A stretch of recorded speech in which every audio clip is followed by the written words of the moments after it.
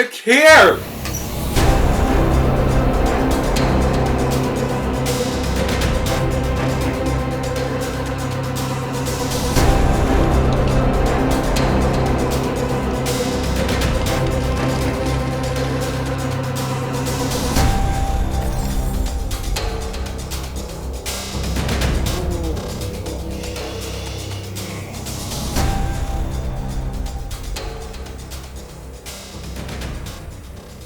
What's going on, my YouTube family? Brax Wolfe here, back with another video, finally. And this time, I wanted to review Meepo's new flagship remote, the M4. Is it actually any better at controlling your board, or is it just good for teleporting? I guess we'll find out.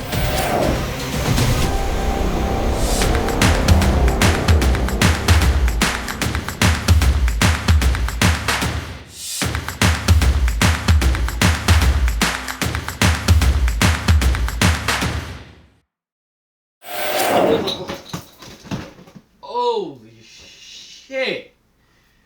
Woo. I need to learn how to use this thing.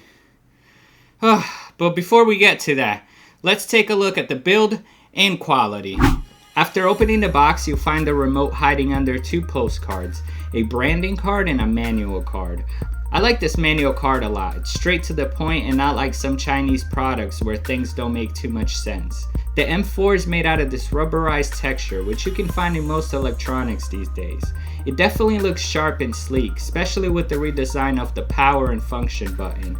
And the Meepo logo embossed at the top, it just looks beautiful. The screen is a nice touch that I've been dying to have. The ability to check speed and mileage on the remote has to be the best feature on this thing. I feel like the original Meepo controller was so premature and cheap, something you'd find on a toy from Walmart. However, this time around, they didn't cut any corners, and if they did, they found a way to do it well. So to think that you can get a high quality Assemble electric skateboard with a screen remote for under 400 bucks, that's ridiculous. That's something unheard of a couple of years ago. But just because something looks nice, it doesn't necessarily mean it functions well. I can rag on this thing all day, the original Meepo controller, but it has seen so many falls, slams, and it still functions flawlessly.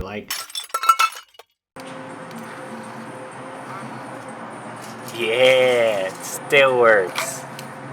It's just flashing because it's disconnected from my board, but it's chilling. This thing is good. This thing can take anything and it'll still work. Acceleration wheel is good. Saying this thing is a tank. So I just hope that the M4 is as heavy duty as the original controller has been. By the way, if you're wondering what they look like side by side, here it is. At a first glance, you notice that the M4 is bigger in size and it has a backlit screen. It features two buttons plus the acceleration wheel, versus the original remote, which had an extra switch to control forwards and backwards. One thing I've noticed on my M4, and I don't know if it's just my remote, but when I press on the acceleration wheel, if I put any pressure towards the left wall or the right wall of the remote, it like rubs against it. Versus my original one, there's no wiggle room. It just goes and comes back effortlessly. In this one, there's like some friction holding it back. Here, I'm gonna give you guys some ASMR right now. You ready? Alright, so original controller. That's the M4 right there, rubbing against the wall. So, yeah, I don't know. You guys let me know if you have the M4 remote. Let me know if you have the same issue or if it's just mine.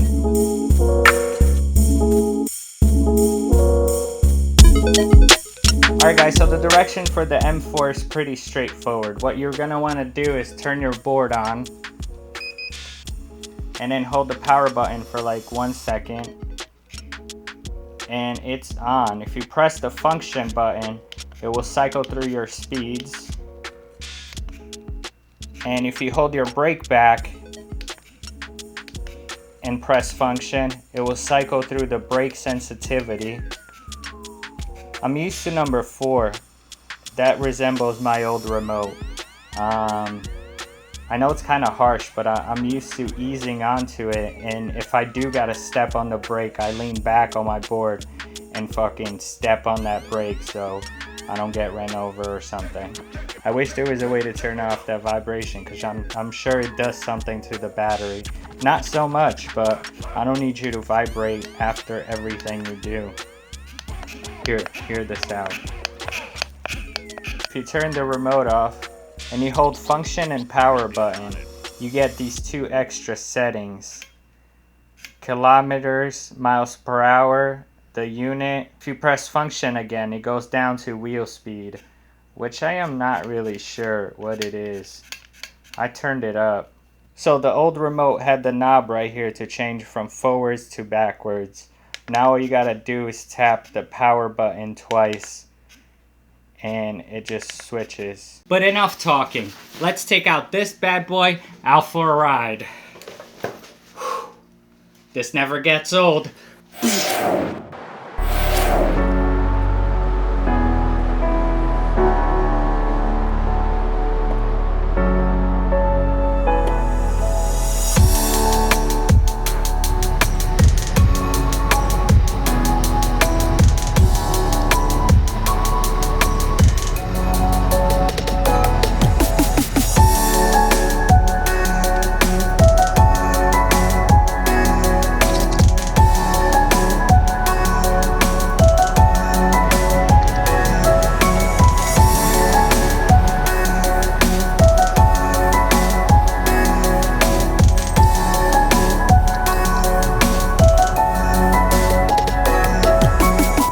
So I think I'm done test riding the remote. I went on 4 different rides, battery from 100 to 0, and there's some things that I like and others that I don't. And I'm not sure if it's just my remote, so if you happen to have the M4 and you're watching this, stick around so you can tell me if it's just me or it's the actual remote. But before we get to that, let's start with the likes. I like the bigger remote and how it feels in my hand, especially if you're wearing gloves. So I had to replace the speed controller on my original Meepo Mini 2 in order for this remote to work with it. But I've noticed that I gain more speed, and it's not necessarily top speed. I gain more torque.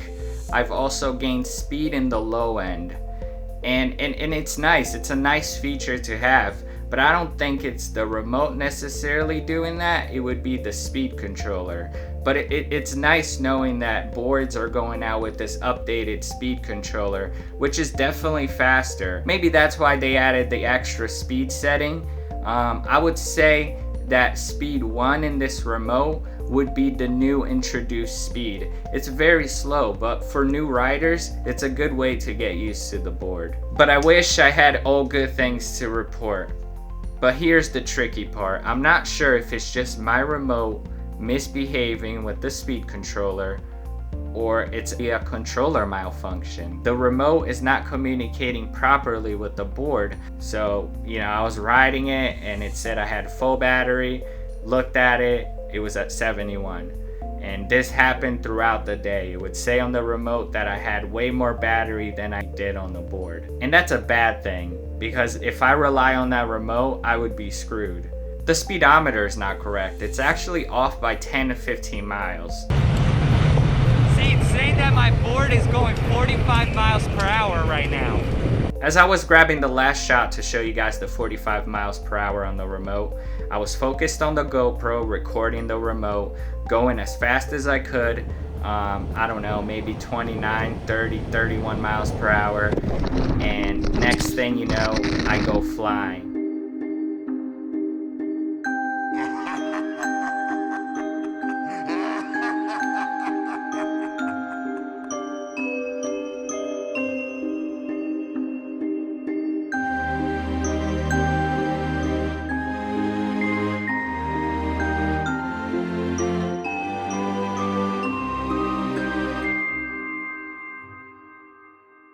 So my wheel speed was at 99. I had no knowledge what wheel speed did, so I cranked it up to 99. That was obviously the wrong choice. It made my board act weird. That's why the acceleration was a little stronger.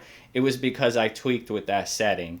So, the speed that I thought I gained in the low end and the torque, it was just because my wheel speed, whatever the fuck it is, it was wrong. It was off. Maybe as soon as I found that setting, I got excited and I was like, ooh, I'm gonna crank this up. I honestly thought it was the sensitivity of the wheel. So I cranked it up. So the awesome people of YouTube, let me know right away what the exact settings should be. Alright guys, I shouldn't be riding right now, but I switched my settings and I want to make sure that the speedometer works. I'm sure it will, and I'll finally put the stupid problem that I had to rest. Let's go. Saying I'm going 15 miles per hour, which is more like it. I'm going to the nearest bridge so we can see the remote.